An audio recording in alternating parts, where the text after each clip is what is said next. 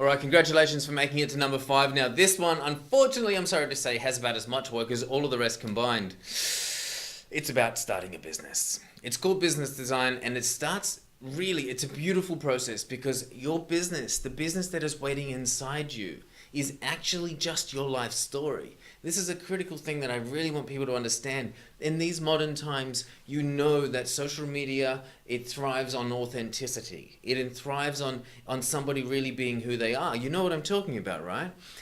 If somebody is authentic and genuine and just open, then they trust them and they want to do business with them. They want to have interactions with them. So this is the nature of business nowadays. So for you to find your business, you don't go out there looking, where's an opportunity for me to make money? No, that's wrong. That's old school.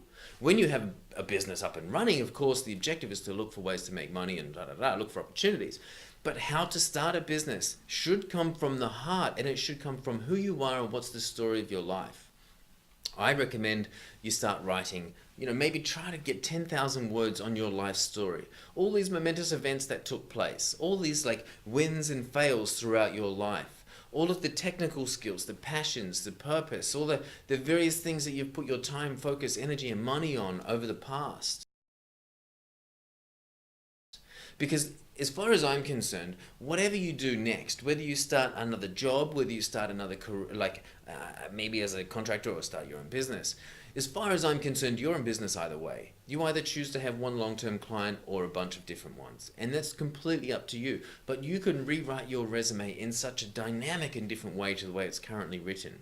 Break that tradition of these black and white Word docs that just stipulate your technical skills. Stuff that stuff.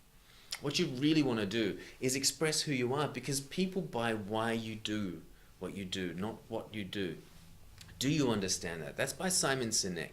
People buy why you do, not what you do.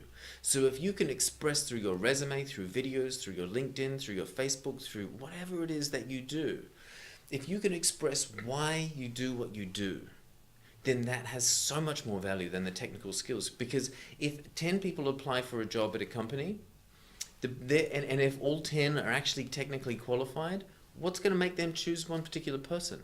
It's because that person's why, their values, their intentions, the same kind of intention, like the objective of their life aligns with the objective of that company.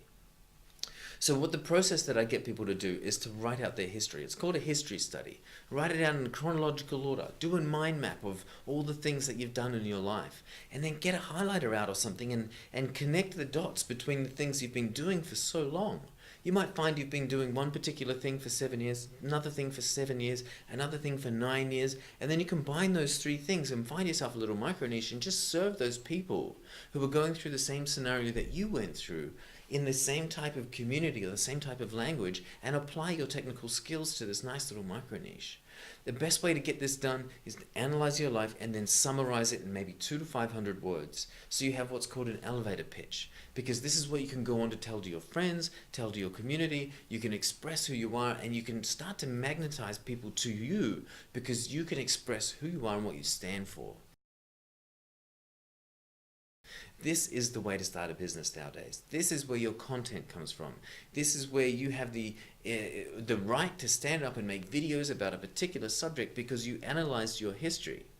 I can stand in front of a stage of 100,000 people and talk about what I do, because what I do comes from my stories from my past. And when you can get clear on who you are and why you are who you are, then there's nobody that can actually attack you for doing what you're here to do. This, my friends, is your purpose. So do this study. Study yourself. Know thyself. It's the key to all of this POVA stuff. It's the key to all personal development and all progress in life. Know thyself by analyzing yourself. Learn who you are so you can sell who you are. This is business design.